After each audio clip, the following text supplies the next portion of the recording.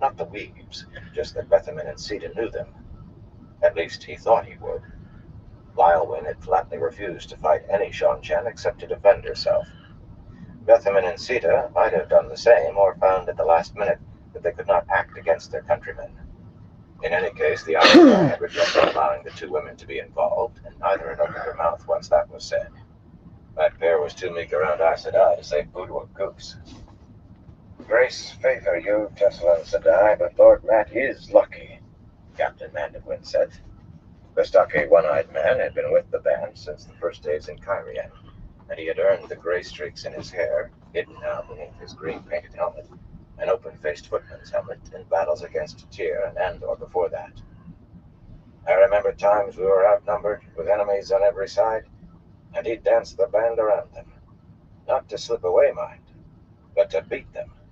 Beautiful battles. A beautiful battle is one you don't have to fight, Matt said more sharply than he intended. He did not like battles. You could get holes poked in you in a battle. He just kept getting caught in them, that was all. Most of that dancing around had been trying to slip away, but there would be no slipping away tonight, or for many days to come.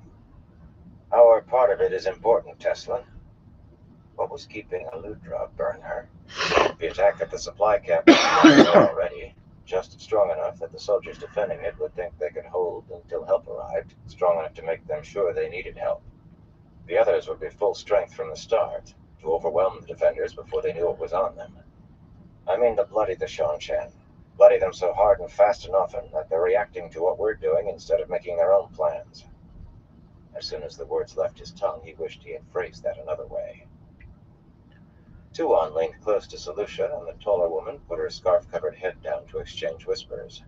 It was too dark for their bloody finger talk, but he could not hear a word they were saying. He could imagine. She had promised not to betray him, and that had to cover trying to betray his plans, yet she must wish she had that promise back.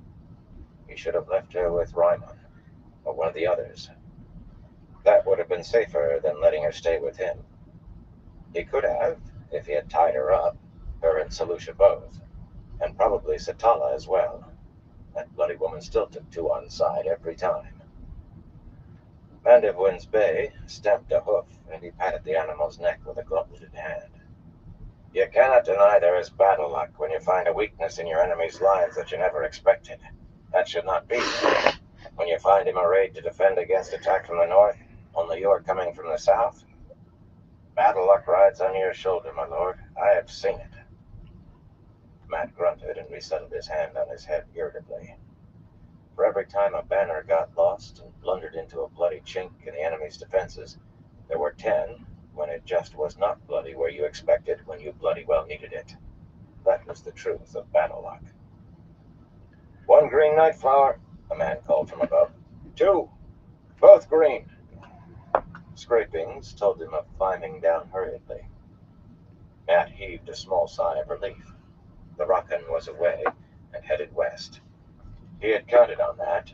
The nearest large body of soldiers loyal to the Shan lay west, and even cheated by riding as far west as he dared. Just because you were sure your opponent would react in a certain way did not mean he would.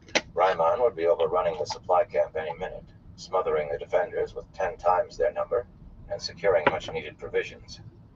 Go, Vannon, he said, and the fat man dug his heels in, sending his dun off into the night at a canter. He could not outpace the Rockin, but so long as he brought word in time. Time to move, Mandevwin. A lean fellow dropped the last distance from a lower limb, carefully cradling a looking-glass that he handed up to the Carrienan. Get mounted, Londrade, Mandevwin said, stuffing the looking-glass into the cylindrical leather case tied to his saddle. Colonel, form the men by fours. A short ride took them to a narrow, hard-packed road, winding through low hills that Matt had avoided earlier. There were few farms and fewer villages in this area, but he did not want to spread rumors of large parties of armed men.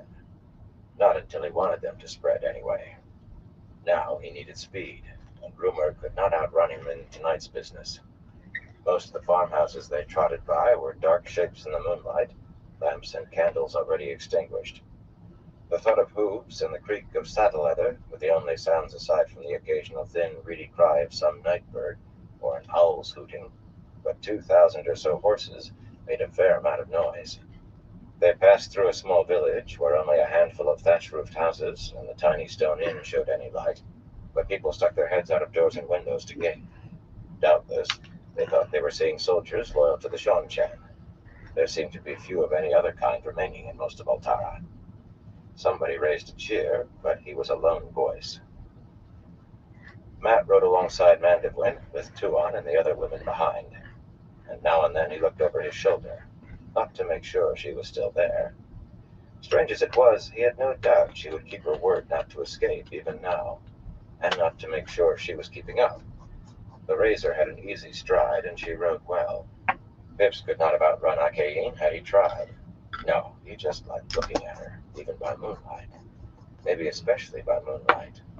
He had tried kissing her again the night before, and she had punched him in the side so hard that at first he thought she had broken one of his short ribs. But she had kissed him just before they started out this evening. Only once, and said not to be greedy when he attempted a second. The woman melted in his arms when he was kissing her, and turned to ice the moment she stepped back. What was he to make of her? A large owl passed overhead, wings flapping silently. Would she see some omen in that? Probably. He should not be spending so much time thinking about her, not tonight. In truth, he was depending on luck to some extent. The 3,000 lancers Vannon had found, mostly Altans with a few Shonchan, might or might not be those Master Roydell had marked on his map, though they had not been too far from where he placed them. But there was no telling for sure in which direction they had moved since. Northeast, almost certainly, toward the Malvidi Narrows and the Mulvane Gap beyond. It seemed that except for the last stretch, Shonchan had taken to avoiding the Lugard Road for moving soldiers, doubtless to conceal their numbers and destinations in the country roads. Certain was not absolutely sure, however. If they had not moved too far, this was the road they would use to reach that supply camp. If. But if they had ridden farther than he expected, they might use another road. No danger there, just a wasted night. Their commander might decide to cut straight across the hills, too. That could prove nasty if he decided to join this road at the wrong point. About 4 miles beyond the village, they came to a place where 2 gently sloping hills flanked the road, and he called a halt. Master Roydell's own maps were fine, but those he had from other men were the work of masters, too. Roydell acquired only the best. Nat recognized this spot as if he had seen it before. Mandevwin wheeled his horse around. Admar, Eindown, take your men up the north slope. Badwin, Dongle, the south slope. 1 man in 4 to hold horses. Hobble the horses, men said, and put the feed bags on to stop wind. They would be lancers. If it all turned sour and they tried to run, those lancers would ride them down like they were hunting wild pigs. A crossbow was no good from horseback, especially if you were trying to get away. They had to win here. The Kyrianan stared at him, any expression hidden by the face bars of his helmet, but he did not hesitate. Hobble the horses and put on their nose bags, he ordered. Every man on the line. Tell off some to keep watch north and south, Matt told him. Battle luck can run against you as easily as in your favor. Mandevwin nodded and gave the order. The crossbowmen divided and rode up the thinly treed slopes, their dark coats and dull green armor fading into the shadows.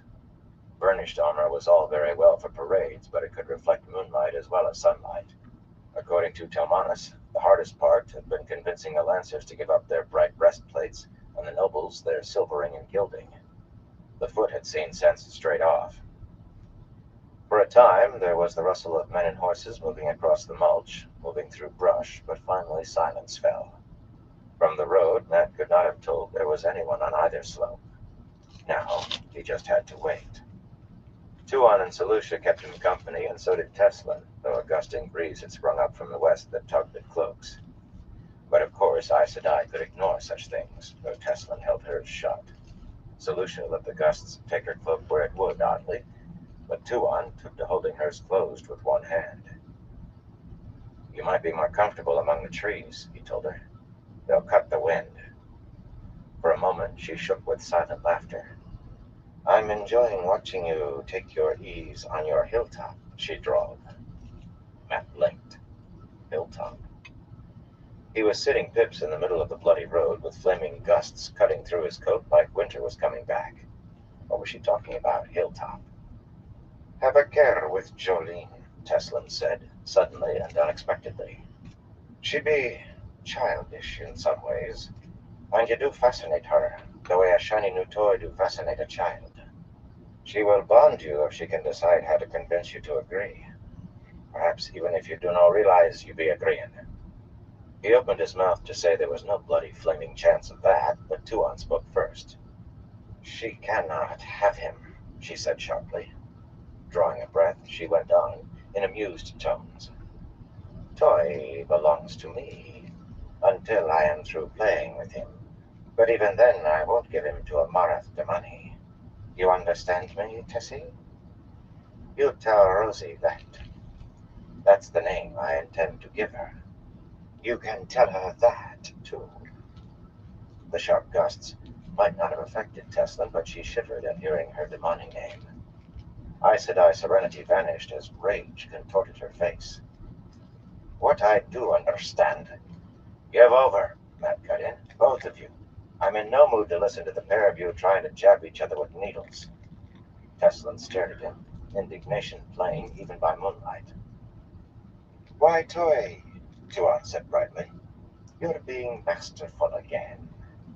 She leaned over to Selucia and whispered something that made the bosomy woman give a loud guffaw. Hunching his shoulders and pulling his cloak around him, he leaned on the high pommel of his saddle and watched the night for Vannon. Women. He would give up all of his luck, well, half, if he could understand women. What do you think you can achieve with raids and ambushes? Teslin said, again not for the first time. The Shongchen will only send enough soldiers to hunt you down. She and Jolene had kept trying to stick their noses into his planning, and so had Edicina to a lesser extent until he chased them away. Aes Sedai thought they knew everything, and while Jolene at least did know something of war, he had not needed advice. Aes Sedai advice sounded an awful lot like telling you what to do. This time, he decided to answer her. I'm counting on them sending more soldiers, he said, still watching for Bannon.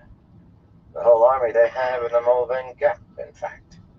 Enough of it, anyway. They're more likely to use that than any other. Everything Tom and Julian picked up says their big push is aimed at Ilion. I think the army in the Gap is to guard against anything coming at them out of Murundi or Andor. But they're the stopper in the jar for us. I mean, to pull that stopper out, we can pass through. After several minutes of silence, he looked over his shoulder. The three women were just sitting their horses and watching him. Hey, Rested, how you doing, bro? To make out their Just rolling a couple joints. He settled back to looking for Bannon, yet it seemed he could feel their eyes. How are you doing, Rested? Perhaps 2 hours by the shifting of the fat crescent moon went by, with the wind slowly picking up strength. It was enough to take the night beyond cool into cold. Periodically, he tried to make the women take shelter among the trees, but they resisted stubbornly. He had to remain to catch Bannon without having to shout. The Lancers would be close behind the man, perhaps very close if their commander was a fool, but they did not. He suspected that Teslin refused because Tuan and Selucia did. That made no sense, but there it was. As for why Tuan refused, he could not have said, unless it was because she liked to listen to him arguing himself hoarse. Eventually, the wind brought the sound of a running horse, and he sat up straight in his saddle. Bannon's dun cantered out of the night, the bulky man as always, an improbable sight in the saddle. Bannon drew rein and spat through a gap in his teeth. They're a mile or so behind me, but there's maybe 1,000 more than there was this morning. Who's ever in charge knows his business. They're pushing hard without blowing their horses. If you be outnumbered 2-1, Teslin said, perhaps you will reconsider. I don't intend to give them a stand-up fight, Matt broke in, and I can't afford to leave 4,000 Lancers loose to make trouble for me. Let's join Mandevwin. The kneeling crossbowman on the slope of the northern hill made no sound when he rode through their line with the women and Vannon, just shuffled aside to let them through. He would have preferred at least 2 ranks, but he needed to cover a wide front. The sparse trees did cut the wind, but not by much, and most of the men were huddled in their cloaks. Still, every crossbow he could see was drawn, with a bolt in place. Mandevlin had seen Bannon arrive and knew what it meant. The Kyrienin was pacing just behind the line until Matt appeared and swung down from Pips. Mandevlin was relieved to hear that he no longer needed to keep a watch to his rear. He merely nodded thoughtfully at hearing of 1,000 more Lancers than expected, and sent a man racing off to bring the watchers down from the crest to take their places in the line. If Matt Coughlin took it in stride, so would he. Matt had forgotten that about the band. They trusted him absolutely. Once, that had almost made him break out in a rash. Tonight, he was glad of it. An owl hooted twice, somewhere behind him, and Tuan sighed. Is there an omen in that? He asked, just for something to say. I'm glad you are finally taking an interest, Toy. Perhaps I will be able to educate you yet. Her eyes were liquid in the moonlight. An owl hooting twice means someone will die soon. Well, that put a bloody end to conversation. Soon enough, the Seanchan appeared, 4 abreast, and leading their horses at a trot, lances in hand. Bannon had been right about their commander knowing his job. Cantered for a time, then led at a trot, horses could cover a lot of ground quickly. Fools tried to gallop long distances and ended with dead or crippled horses. Only the first 40 or so wore the segmented armor and strange helmets of Seanchan. Pity that. He had no idea how the Seanchan would feel about casualties to their Altaran allies. Losses to their own would catch notice, though. When the middle of the column was right in front of him, a deep voice on the road suddenly shouted, "Banner, halt!" Those 2 words carried the familiar slurred drawl of the Seanchan. The men in segmented armor stopped sharply. The others straggled to a halt. Matt drew breath. Now that had to be Taviran work. He would hardly have been better placed if he had given the order himself. He rested a hand on Teslin's shoulder. She flinched slightly, but he needed to get her attention quietly. "Banner!" the deep voice shouted. "Out!" Below, soldiers moved to obey. "Now," Matt said quietly. The foxhead went cold on his chest, and suddenly a red ball of light was floating high above the road, bathing the soldiers below in an unearthly glow. They had only a heartbeat to gape. Along the line below Matt, 1,000 crossbow strings gave what sounded like one loud snap, and 1,000 bolts streaked into the formation, punching through breastplates at that short range, knocking men from their feet, sending horses rearing and screaming, just as 1,000 more struck from the other side. Not every shot struck squarely, but that hardly mattered with a heavy crossbow. Men went down with shattered legs, with legs ripped half off. Men clutched at the stumps of ruined arms, trying to stem the flow of blood. Men screamed as loudly as the horses. He watched a crossbowman nearby as the fellow bent to fasten the paired hooks of the bulky box-like crank, hanging from a strap at the front of his belt, to his crossbow string. As the man straightened, the cord streamed out of the crank, but once he was erect, he set the crank on the butt of the upended crossbow, moved a small lever on the side of the box, and began to work the handles. 3 quick turns with a rough whirring sound, and the string caught in the latch. "Into the trees!" the deep voice shouted. "Close with them before they can reload! Move!" Some tried to mount, to ride into the attack, and others dropped reins and lances to draw swords. None made it as far as the trees. 2,000 more bolts slashed into them, cutting men down, punching through men to kill men behind or topple horses. On the hillside, men began working their cranks furiously, but there was no need. On the road, a horse kicked feebly here and there.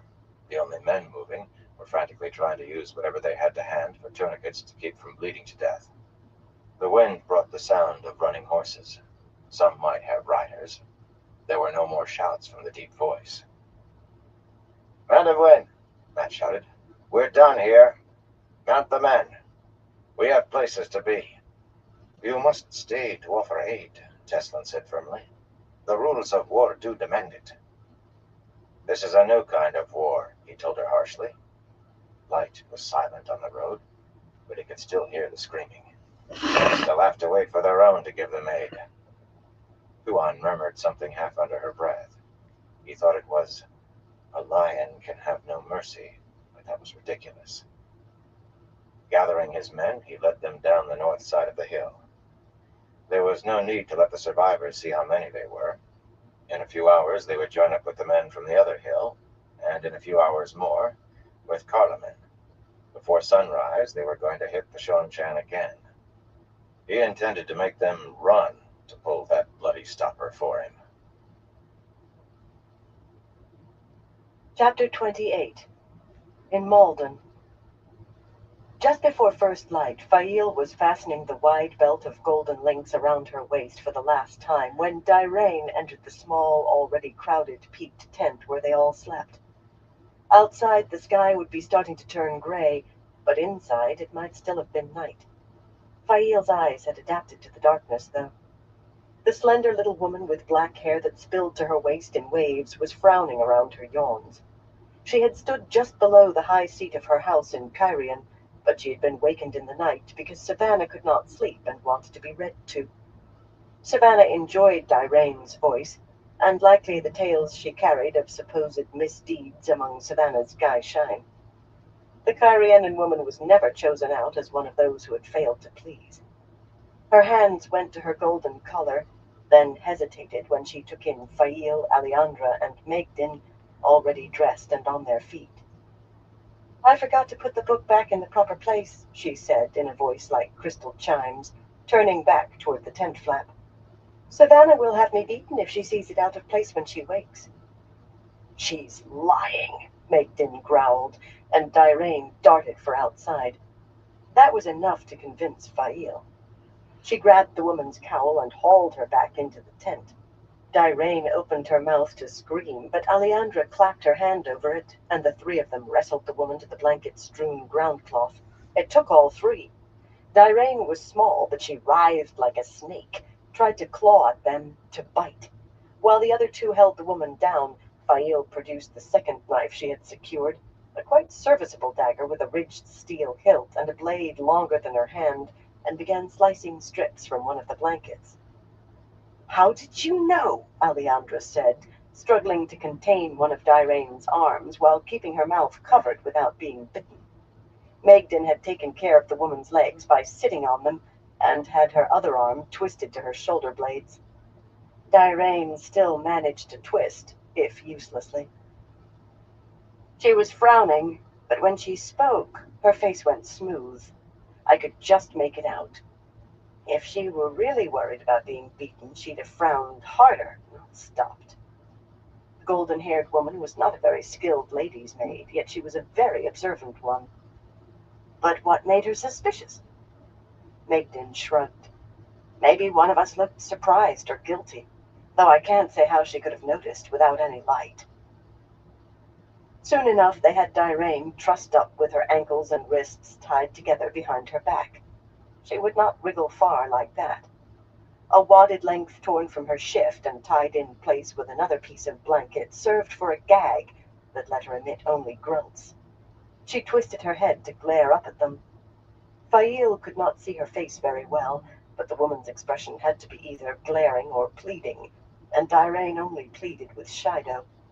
She used her position as one of Savannah's Guy Shine to bully Guy Shine who were not, and her tale carrying to bully those who were. The trouble was, they could not leave her here. Someone might come at any moment to summon one of them to serve Savannah. "We can kill her and hide the body," Aleandra suggested, smoothing her long hair that had become disarrayed in the struggle. "Where?" Megdin said, combing her own sun-gold hair with her fingers.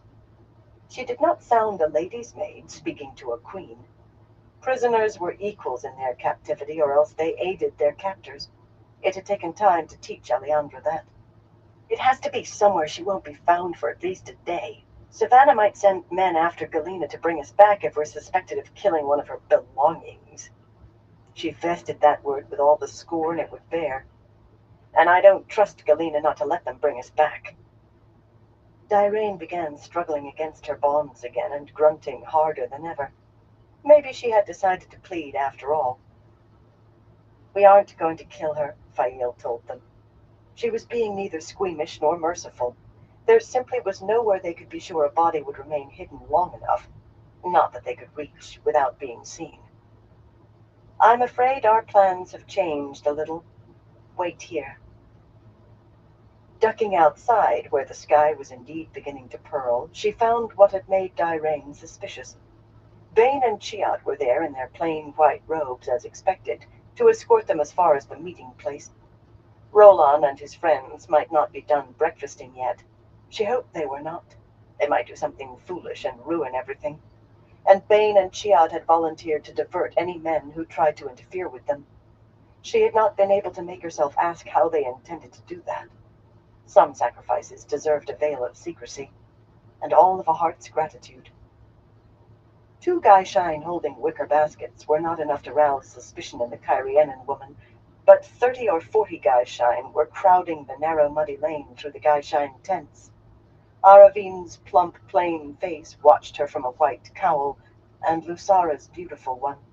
Alvon was there with his son Ferrell in their robes of muddy tent cloth, and Alinea, a plump Amadisian silversmith in dirty, coarse white linen, and Dorman, a stocky Kyrianan bootmaker, and Corvilla, a lean weaver from right here in Altara, and they represented not a tenth part of those who had sworn to her. But a gathering of Gaishain this large would have planted suspicion in a stone, at least when added to the three of them being dressed. Dirain likely had heard who had been summoned to Savannah this morning. How had they learned she was leaving today? It was too late to worry about that. If any Shido knew, they would all have been dragged from the tent before this. "What are you doing here?" she demanded. "We wanted to see you go, my lady," Ferrell said in his rough, barely intelligible accents. "We were very careful to come by ones and twos." Lusara nodded happily, and she was not the only one. "Well, we can say goodbye now," Fail said firmly. No need to tell them how close they had come to ruining the escape. "Until I come back for you." If her father would not give her an army, then Perrin would. His friendship with Randall Thor would provide it. Light, where was he? No. She had to be glad he had not caught up yet, had not gotten himself killed trying to sneak into the camp and rescue her. She had to be glad and not think of what might be delaying him. "Now go, before someone sees you here and runs to tell tales. And don't talk to anyone about this." Her adherents were safe enough, otherwise she would already be chained. But there were too many like Dirain among the Gaishain, and not only among the long-held Kyrianan. Some people naturally set to licking wrists wherever they were. They bowed or curtsied or knuckled their foreheads, just as if nobody might be poking their heads out to sea, and scattered in every direction with chagrined expressions. They really had expected to watch her leave. She had no time to fritter away on exasperation. Hurrying to Bane and Chiad, she hastily explained the situation inside the tent. They exchanged glances when she finished, and put down the baskets to free fingers for maiden hand talk. She avoided looking at their hands, since they plainly wanted privacy. Not that she could have understood much in any case. Their hands moved very fast. Flame-haired Bane, with her dark blue eyes, stood nearly half a hand taller than she, gray-eyed Chiad just a finger taller. They were her close friends, but they had adopted each other as first sisters, and that created bonds closer than any friendship. "We will take care of Dirain, Saigon," Chiad said at last. "But it means you must go into the town alone." Fail sighed, but there was no helping it. Perhaps Roland was already awake. He could be watching her that minute. He always seemed to appear out of nowhere when she needed him. Surely he would not interfere with her leaving, not when he had promised to take her when he himself left. Yet he still had hopes, so long as she wore white. Him and his kissing games. He might want to keep her in Gaishain robes a little longer. When men wanted to help, they always thought their way was the only way. Bane and Chiad ducked into the small peaked tent, and Aleandra and Magden came out. There really was not room inside for 5. Magden went around the side of the tent and returned with a basket like those the other women had been carrying. Dirty Gaishain robes bulged out of the No top of reason I each, didn't use that making one. them appear loads of laundry. But beneath were dresses near enough fitting, a hatchet, a sling, cords for making snares, flint and steel, packets of flour, meal, dried beans, salt and yeast, a few coins they had been able to find, everything they would need to make their way west, to find Perrin. Galina would take them out of the camp, but there was no saying which direction her Aes Sedai business would take her then. They had to be self-reliant from the start. Fail would not put it past the Aes Sedai to abandon them as soon as she was able. Magdalene stood over her basket with an air of determination, her jaw set and her eyes firm, but Aleandra's face was wreathed in smiles. Try not to look so happy, Fail told her. Wetlander Guyshine seldom smiled, and never so joyfully. Aleandra tried to moderate her expression, but every time she smoothed her smiles away, they crept back. You're escaping today, she said. It's hard not to smile. You'll stop if some wise one sees you and decides to find out why you're happy. We're hardly likely to meet a wise one among the Guyshine tents or in Malden, the woman said through a smile. Determined or not, Magdalene nodded agreement. Fail gave up. In truth, she felt a little giddy herself in spite of Dirain. They were escaping today. Bane came out of the tent, holding the tent flat for Chiad, who was carrying on her back a blanket-wrapped bundle just large enough to be a small woman doubled up. Chiad was strong, but she had to lean forward a little to support the weight. Why is she so still? Fail asked. She had no fear they had killed Dirain. They were fierce about following the rules for Guyshine, and violence was forbidden. But that blanket could have been full of wood for all that it moved. Bane spoke softly, an amused light in her eyes. I stroked her hair and told her I would be very upset if I had to hurt her. Simple truth, considering how much even slapping her would cost me. Chiad chuckled. I think Dirain Saigon thought we were threatening her. I think she will be very quiet and very still until we let her go. She shook with silent laughter. Aiel humor was still a mystery to Fail. She knew they would be punished severely for this, though. Aiding an escape attempt was dealt with as harshly as trying to escape. You have all my gratitude, she said. You and Chiad both, now and forever. I have great toe. She kissed Bane lightly on the cheek, which made the woman blush as red as her hair, of course. Aiel were almost prudishly restrained in public, in some ways. Bane glanced at Chiad, and a faint smile appeared on her lips. When you see Gaul, tell him Chiad is Guyshine to a man with strong hands, a man whose heart is fire. He will understand. I need to help her carry our burden to a safe place. May you always find water and shade, Fail Bashir. She touched Fail's cheek lightly with her fingertips. One day we will meet again. Going over to Chiad, she took one end of the blanket, and they hurried away, carrying it between them. Gaul might understand, but Fail did not. Not the heart of fire, anyway, and she doubted that Manderek's hands interested Chiad in the slightest. The man had bad breath, and started getting drunk as soon as he woke, unless he was going on a raid or hunting. But she put Gaul and Manderek out of her mind and shouldered her basket. They had wasted too much time already. The sky was beginning to take on the appearance of actual daylight, and Guyshine were stirring among the wildly diverse tents of the camp close on Malden's walls, scurrying off to be about some chore, or at least carrying something to give a semblance of working. But none paid any mind to three women in white carrying baskets of laundry toward the town's gate. There always seemed to be laundry to be done, even for Savannah's Guyshine. There were far too many Wetlander Guyshine for Fail to know everyone, and she saw no one she knew until they came on Arla and Lacille, shifting from foot to foot with baskets on their shoulders. Taller than most Aiel women and dark, Arla kept her black hair cut as short as any maiden, and strode like a man when she walked. Lacille was short and pale and slim, and had red ribbons tied in her hair, which was not much longer. Her walk was graceful in robes, and had been a scandalous sway when she had worn breeches. Their sighs of relief were nearly identical, though. We thought something had happened, Arla said. Nothing we couldn't handle, Fail told her. Where are Bane and Chiad? Lacille asked anxiously. They have another task, Fail said. We go alone. They exchanged glances, and their sighs were far from relieved this time. Of course Roland would not interfere. Not with them getting away. Of course not. The iron-strapped gates of Malden stood open, shoved back against the granite walls as they had since the city fell.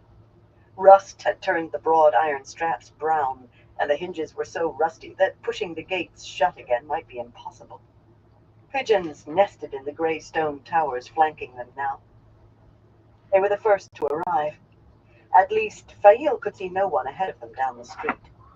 As they walked through the gates, she retrieved her dagger from the pocket inside her sleeve and held it with the blade pressed against her wrist, pointing up her arm. The other women made similar motions, if not so deftly. Without Bain and Chiad, and hoping that Roland and his friends were otherwise occupied, they had to provide their own protection. Malden was not as dangerous for a woman, for a Guy Shine woman. Shido who tried to prey on their own got short shrift. Not as dangerous as the Shido portion of the camp, yet women had been assaulted there, sometimes by groups of men. The lights said if they were accosted, it was only by one or two. One or two they might catch by surprise and kill before they realized these Guy Shine had teeth. If there were more than two, they would do what they could, but an Aiel weaver or potter was as dangerous as most trained armsmen. Baskets or no baskets, they walked on their toes, heads swiveling, ready to spring in any direction. This part of the town had not been burned, yet it had a look of desolation. Broken dishes and pottery crunched beneath their soft white boots. Bits of clothing, cut off men and women-made Guy Shine, still littered the grey paving stones. Those sorry, tangled rags had lain in the snow and then in the rain for well over a month, and she doubted any rag picker would have gathered them now. Here and there lay children's toys, a wooden horse or a doll whose paint was beginning to flake, dropped by the very young who had been allowed to flee like the very old, the ill and infirm. Slate-roofed buildings of wood or stone along the street showed gaping holes where their doors and windows had been. Along with anything the Shido considered valuable or useful, the town had been stripped of every easily removable piece of wood, and only the fact that tearing down houses was less efficient than cutting firewood in the surrounding forests had spared the wooden structures themselves. Those openings minded Fail of eye sockets in skulls. She had walked along this street countless times, yet this morning they seemed to be watching her. They made her scalp crawl. Halfway across the town, she looked back toward the gates, no more than 150 paces behind. The street was still empty for the moment, but soon the first white-clad men and women would materialize with their water buckets. Fetching water was a task that began early and lasted all day. They had to hurry now. Turning down a narrower side street, she started to walk faster, although she had trouble keeping her basket balanced. The others must have been having the same difficulty, yet no one complained. They had to be out of sight before those Guy Shine appeared. There was no reason for any Guy Shine entering the town to leave the main street until they reached the cistern below the fortress. An attempt to curry favor or just a careless word could send Shido into the town hunting for them, and there was only one way out, short of climbing onto the walls and dropping 10 paces to the ground, hoping that no one broke a leg. At a now signless inn, 3 stories of stone and empty windows, she darted into the common room, followed by the others. Lucille set down her basket and pressed herself against the doorframe to keep watch up the street. The beam-ceilinged room was bare to the dusty floorboards, and the stone fireplaces were missing their andirons and fire tools. The railing had been stripped from the staircase at the back of the room, and the door to the kitchen was gone too. The kitchen was just as empty. She had checked. Pots and knives and spoons were useful. Fail lowered her basket to the floor and hurried to the side of the staircase. It was a sturdy piece of work, of heavy timbers, and made to last for generations. Tearing it down would have been nearly as hard as tearing down a house. She felt underneath, along the top of the wide outer support, and her hand closed on the wrist-thick, not quite glassy rod. It had seemed as good a hiding place as she could find, a place no one would have any reason to look, but she was surprised to find she had been holding her breath. Lucille remained by the doorway, but the others hurried to Fail without their baskets. At last, Alejandra said, gingerly touching the rod with her fingertips. The price of our freedom. What is it? An Angreal, Fail said. Or perhaps a Turangreal. I don't know for certain. except that Galena wants it very badly, so it must be one or the other. Egden put her hand on the rod boldly. It could be either, she murmured. They often have an odd feel. So I've been told, anyway. She claimed never to have been to the White Tower, but Fail was not so sure she once had been. Magdin could channel, but so weakly and with so much difficulty that the wise ones saw no danger in letting her walk free. Well, as free as any Gaishine was. Her denials might well be a matter of shame. Fail had heard that women who had been put out of the tower because they could not become Aes Sedai sometimes denied ever having gone in order to hide their failure. Arla gave a shake of her head and backed away a step.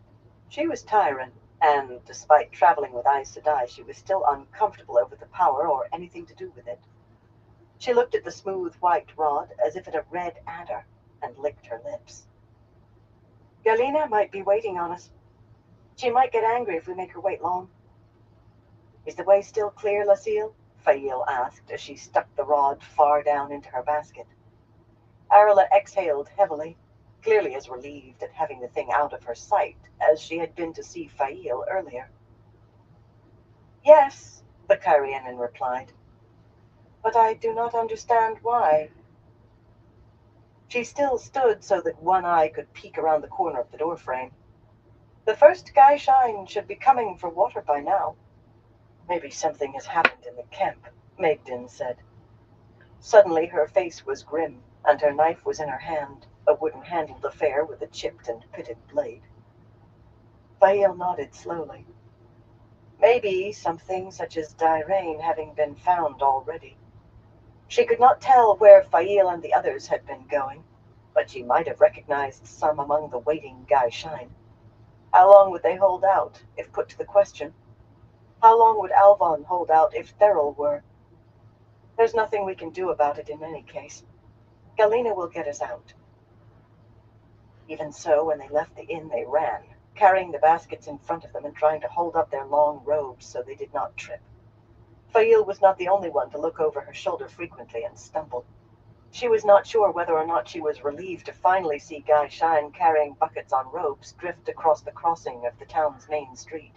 She certainly did not slow down. They did not have far to run. In moments, the smell of charred wood that had faded from the rest of Malden began to grow. The southern end of Malden was a ruin. They halted at the edge of the devastation and edged around a corner so they would not be seen by anyone glancing down the street. From where they stood to the southern wall, near 200 paces, marched roofless shells with blackened stone walls interspersed with piles of charred beams, washed clean of ash by the rains. In places, not even the heaviest timbers remained. Whoa. Only on the south side of this street were there any structures even close to whole. This was where the fire that raged after the Shido took the city had been finally stopped. Half a dozen buildings stood without roofs, though the lower floors looked intact, and twice as many were leaning piles of black timbers and half-burned boards that appeared on the edge of collapse. There, Magdin said, pointing east along the street. A long length of red cloth fluttered in the breeze where she pointed. It was tied to a house that seemed ready to fall in. Walking to it slowly, they rested their baskets on the paving stones. The red cloth fluttered again. Why would she want to meet us here? Alejandra muttered. That could cave in if anybody sneezed. She rubbed at her nose as though the word had given her the urge. It is quite sound. I inspected it. Galena's voice behind them jerked Fail's head around. The woman was striding toward them, plainly from one of the sound buildings on the north side of the street. After so long seeing her in that belt and collar of gold and fire drops, she looked odd without them. She still wore her white silk robes, but the absence of the jewelry was convincing. Galena had not somehow managed to turn truth on its head. She was leaving today. Why not in one of the sound buildings? Fail demanded. Or right here? Because I don't want anyone to see it in my hands, Galena said, walking past her. Because no one will look inside that ruin. Because I say so. She stepped through what had been a doorway, ducking under a heavy, charred roof beam that slanted across the opening, and immediately turned to her right and began descending stairs. Don't dawdle. Fail exchanged looks with the other women. This was more than passing strange. If she'll get us out of here, Alejandra growled, snatching up her basket, I'm willing to hand her the thing in a privy. Still, she waited on Fail to pick up her own basket and lead the way. Charred timbers and blackened boards hung low over the stone stairs that led downward, but Galina's ease at entering reassured Fail. The woman would not risk being buried alive or crushed at the very moment she finally gained the rod. Bars and beams of light filtering through gaps in the wreckage gave enough illumination to show that the basement was quite clear, despite the treacherous nature of what lay above. Large barrels stacked along one stone wall, most scorched and with staves sprung from the heat, said that this had been an inn or a tavern, or perhaps a wine merchant's shop. The area around Malden had produced a great deal of mediocre wine. Galina stood in the middle of the grit-covered stone floor in a small beam of light. Her face was all eyes Sedai calm, her agitation of the previous day completely subdued. Where is it? She said coolly. Give it to me. Fail set her basket down and shoved her hand deep inside. When she brought out the white rod, Galina's hands twitched. Fail extended the rod toward her, and she reached for it almost hesitantly. If she'd not known better, Fail would have said she was afraid to touch it. Galina's fingers closed around the rod, and she exhaled heavily. She jerked the rod away before Fail could release it. The Aes Sedai seemed to be trembling, but her smile was triumphant. How do you intend to get us away from the camp? Fail asked. Should we change our clothes now? Galina opened her mouth, then suddenly raised her free hand, palm out. Her head tilted toward the stairs as if listening. It may be nothing, she said softly, but it's best if I check. Wait here and be quiet. Be quiet, she hissed when Fail started to speak. Lifting the hem of her silk robes, the Aes Sedai scurried to the stairs and started up like a woman uneasy about what she might find at the top.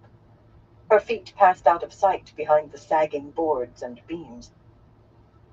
Did any of you hear anything? Fael whispered. They all shook their heads. Maybe she's holding the power.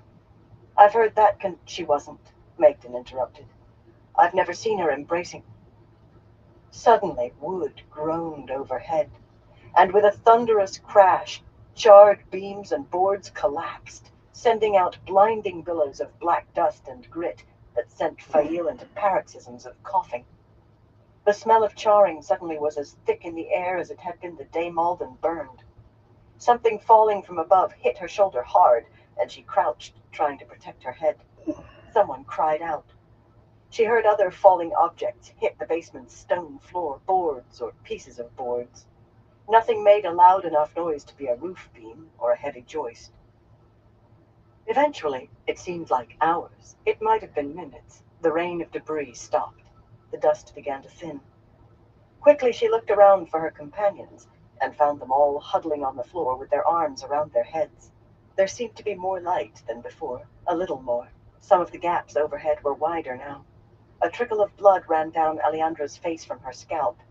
Everyone was dusted with black from head to foot.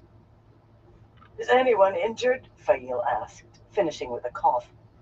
The dust had not cleared completely, and her throat and tongue felt coated with it. The stuff tasted like charcoal. No, Aleandra said, touching her scalp gingerly. A scrape, that's all. The others denied injury as well, though Arla seemed to be moving her right arm carefully. No doubt they had all suffered bruises, and Fail thought her left shoulder was going to be black and blue shortly, but she would not count that a real injury. Then her eyes fell on the stairs, and she wanted to weep. Wreckage from above filled the whole space where the staircase had been. They might have been able to squeeze through some of the gaps overhead. Fail thought she could reach them, standing on Arla's shoulders, but she doubted she could pull herself through with one good arm, or that Arla could. And if either managed, she would be in the middle of a burned-out ruin and likely as not make the rest of the thing fall in, too. No, Aleandra moaned. Not now! Not when we were so close! Rising, she rushed as near to the rubble as she could get, almost pressing against it, and began to shout. Galena, help us! We're trapped! Channel and lift the boards away! Clear a path for us to get out! Galena! Galena! Galena! She sagged against the tangle of timbers, shoulders shaking. Galena, she wept. Galena, help us! Alina's gone, Fail said bitterly. The woman would have answered if she was still above or had any intention of aiding them. With us trapped down here, maybe dead, she has the perfect excuse for leaving us behind. Anyway, I don't know whether an Aes Sedai could move some of those timbers if she tried. She did not want to mention the possibility that Galena had arranged that excuse herself. Light. She should never have slapped the woman.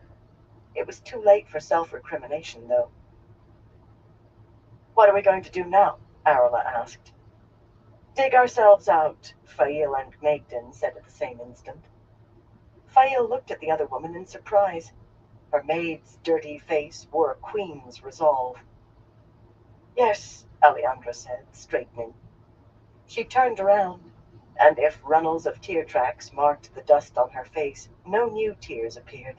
She really was a queen, and could not like being shamed by the courage of a lady's maid. We'll dig ourselves out, and if we fail, I will not die wearing this. Unfastening her golden belt, she flung it contemptuously into a corner of the basement. Her golden collar followed. We'll need those to make our way through the Shido camp, Fail said gently. Galena may not be taking us out, but I intend leaving today. Dirain made that imperative. Bane and Chiad could not keep her hidden long. Or as soon as we can dig out, anyway. We'll pretend we've been sent to pick berries. She did not want to step on her liege woman's bold gesture, though.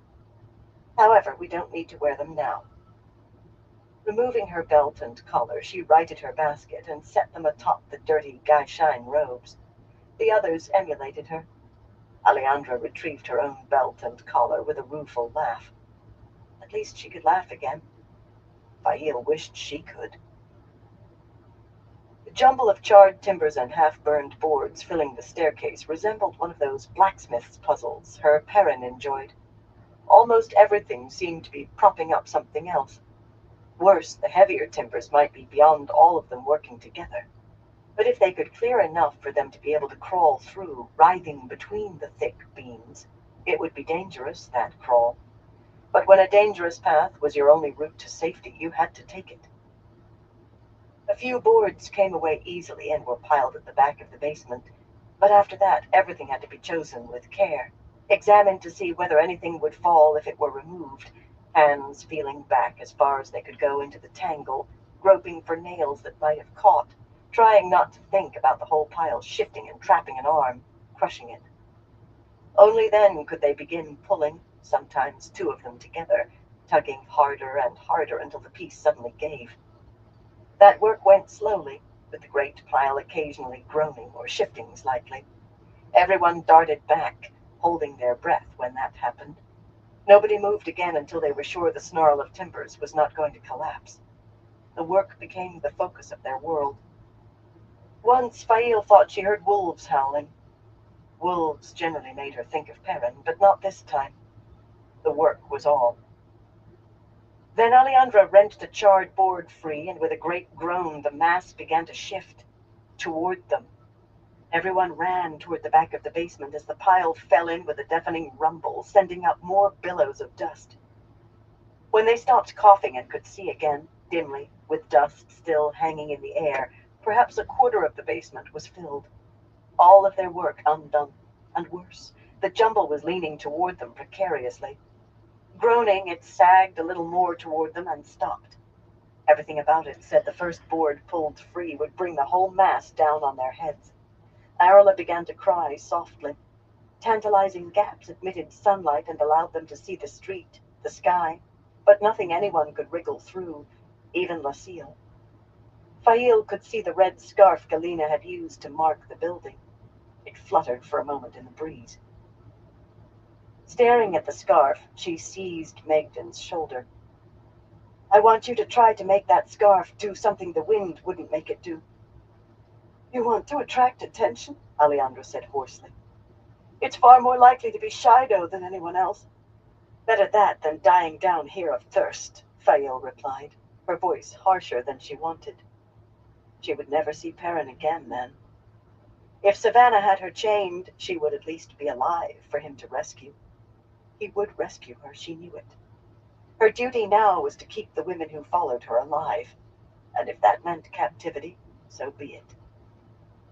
Megden, I might spend all day trying to embrace the source and never succeed, the sun-haired woman said in dull tones. She stood slumped, staring at nothing. Her face suggested that she saw an abyss beneath her feet. And if I do embrace it, I can almost never weave anything. Fail loosened her grip on Megden and smoothed her hair instead. I know it's difficult, she said soothingly. Well, in truth, I don't know. I've never done it. You have. And you can do it again. Our lives depend on it, Megden. I know the strength that's in you. I've seen it time and again. There is no surrender in you. I know you can do it, and so do you. Slowly, Megden's back straightened, and despair slid off her face. She might still see the abyss, but if she fell, she would fall without flinching. I'll try, she said. For a long while she stared up at the scarf, then shook her head dejectedly. The source is there, like the sun just beyond the edge of sight, she whispered. But every time I try to embrace it, it's like trying to catch smoke with my fingers. Fail hastily pulled the Gaishain robes from her basket and another, careless of the gold belts and collars falling to the stone floor. Sit down, she said, arranging the robes in a pile. Make yourself comfortable. I know you can do it, Megden. Pressing the other woman down, she folded her legs and sat beside her. You can do it, Alejandra said softly, sitting down on Megden's other side. Yes, you can, Lucio whispered, joining them. I know you can, Arla said, as she lowered herself to the floor. Time passed, with Megden staring at the scarf. Fail whispered encouragement and held on to hope hard. Suddenly the scarf went rigid, as if something had pulled it taut. A wondrous smile appeared on Megden's face as the scarf began to swing back and forth like a pendulum. 6, 7, 8 times it swung. Then it fluttered in the breeze and fell limp. That was marvelous, Fail said. Marvelous, Alejandra said. You're going to save us, Megden. Yes, Arla murmured. You're going to save us, Megden. There were many kinds of battle. Sitting on the floor, whispering encouragement, Megden fighting to find what she could seldom find, they fought for their lives while the scarf swung, then fell to the breeze, swung, and fell limp. But they fought on. Galena kept her head down and tried not to hurry as she made her way out of Malden, past the streams of white-clad men and women carrying empty buckets into the town and full buckets back out. She did not want to attract attention, not without that cursed belt and necklace. She had donned the things when she dressed in the night while Tharava was still asleep, but it had been such a pleasure to remove them and hide them with the clothes and other things she had secreted away for her escape that she could not resist. Besides, Tharava would have been angered to wake and find her missing. She would have ordered a watch for her little Lena, and everyone marked her by those jewels. Well, they would pay to help her return to the tower now, return to her rightful place. That arrogant Fail and the other fools were dead or as good as, and she was free. She stroked the rod hidden in her sleeve and shivered with delight. Free. She did hate leaving Tharava alive, but if anyone had entered the woman's tent and found her with a knife through her heart, Galena would have been the first suspect. Besides, images rose in her head of her bending stealthily over the sleeping Tharava, the woman's own belt knife in hand, of Tharava's eyes snapping open, meeting hers in the darkness, of her screaming, of her hand opening nervelessly to drop the knife, of her begging, of Tharava. No, no! It would not have been that way. Certainly not. She had left Tharava alive of necessity, not because she was. Not for any other reason. Suddenly wolves howled. Wolves in every direction, a dozen or more. Her feet stopped of their own accord. A motley collection of tents surrounded her. Walled tents, peaked tents, low aiel tents. She had walked right through the Gaishain portion of the camp without realizing it. Her eyes rose to the ridge west of Malden, and she flinched. Thick fog curled along the whole length of it, concealing the trees as far as she could see in either direction. The town walls hid the ridge to the east, yet she was sure there would be thick fog there, too. The man had come. The great Lord preserve her, she had been just in time. Well, he would not find his fool wife, even if he managed to survive whatever he was about to try. Nor would he find Galina Kasbah. Thanking the great Lord that Tharava had not forbidden her to ride, the woman had much preferred dangling the possibility that she might be allowed if she grumbled sufficiently. Galina hurried toward her hidden stores. Let the fools who wanted to die here die. She was free. Free. Chapter 29. The Last Knot.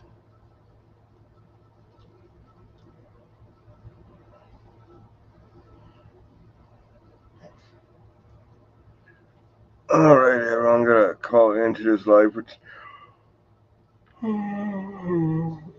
excuse me, for tonight. I want to thank everyone for stopping by and everyone who continues to stop by. I definitely appreciate all y'all's support. Until next time, everyone, y'all stay safe.